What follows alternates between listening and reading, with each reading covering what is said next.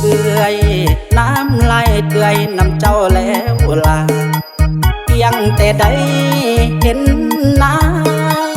ยังพาให้ใจน้องละลายสร้างมีเสน่ห์ทุกส่วนใจน้องมาพบครั้งแรกก็ติดใจเก็บเอื่อยไป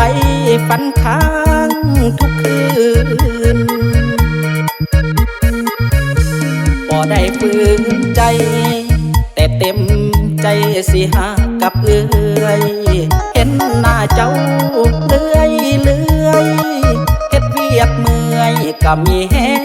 งตื่นใจเอื่อยว่างบ่มีและบ่คนพร้อมลงทุนสร้างชีวิตคู่แบบยั่งยืนถ้าบ่มีน้องขออาสาน้องเคยเห็นมาสิเป็นรุ่นป่าแม่ห้างนางไม้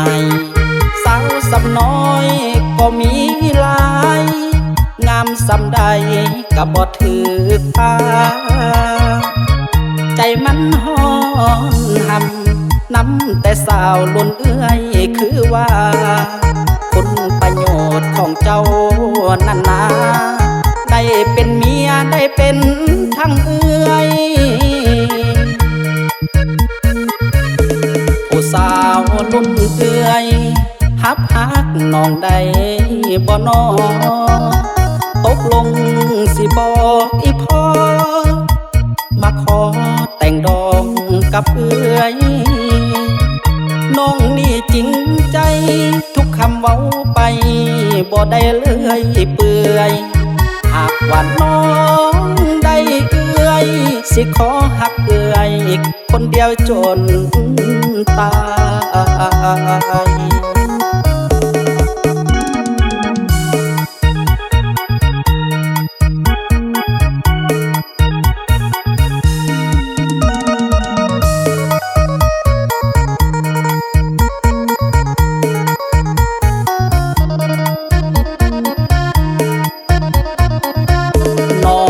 เคยเห็นมา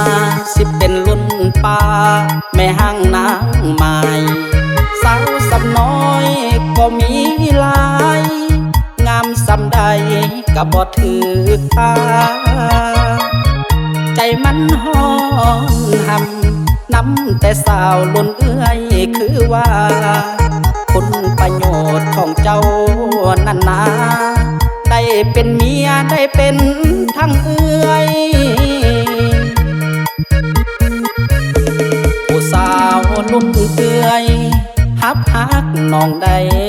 บ่นอตกลงสิบอกอีพ่อมาขอ